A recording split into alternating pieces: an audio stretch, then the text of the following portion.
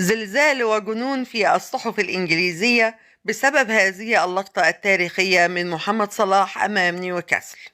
ولكن قبل أن نبدأ، إذا كنت من محبي محمد صلاح من فضلك اضغط لايك واشترك في القناة لنرى كم عدد محبي محمد صلاح. أشادت الصحف الإنجليزية بتألق الدولي المصري محمد صلاح نجم فريق ليفربول وقيادته للريدز لتحقيق فوز كبير أمام نيوكاسل بنتيجة 4 أهداف مقابل هدفين.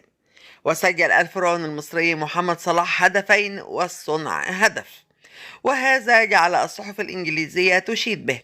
والبداية مع صحيفة ميرور وأداء عظيم صلاح، وغادر تاركا وراءه هدية.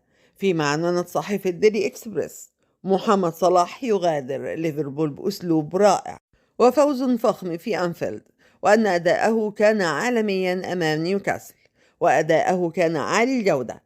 وقالت صحيفة تليجراف هدية الوداع من محمد صلاح، وأن بطل الهدفين كان يصرخ صرخة حاشدة لفريقه مطالبا زملائه بمواصلة الفوز أثناء غيابه في إفريقيا، مودعا ليفربول بأداء عالمي. وأضافت الصحيفة أيضا أن يورجن كلوب مدرب ليفربول مدح محمد صلاح ووصفه بآلة التهديف. وفي الأخير كتبت صحيفة ديلي سبورت الإنجليزية أحسن تيامو، وأشارت إلى صلاح بآخر ظهور له قبل الرحيل ليوم إفريقيا كان عالميا وفعل كل شيء. ليفربول في الشوط الثاني كان أفضل اللاعبين، وسينضم محمد صلاح إلى المنتخب المصري من أجل بطولة كأس الأمم الأفريقية. يخوض الأسطورة المصرية محمد صلاح زمار كأس الأمم الأفريقية رفقة المنتخب الوطني المصري، تاركا فريقه ليفربول على قمة جدول ترتيب الدوري الإنجليزي، معتليا عرش ترتيب هدافي البريمير ليج في مباراته الأخيرة مع ريدز أمس قبل انضمامه لمعسكر المنتخب.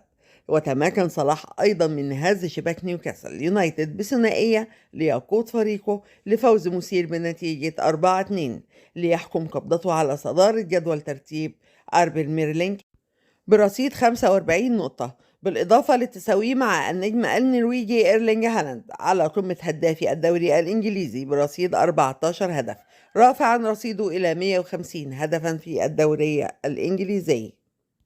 وبكده يكون الفيديو بتاعنا النهاردة خلص. يا ريت يكون عجبكم، ولو عجبك الفيديو اضغط لايك واشترك في القناة لنرى كم عدد محبي محمد صلاح. كنتم مع توب تيم.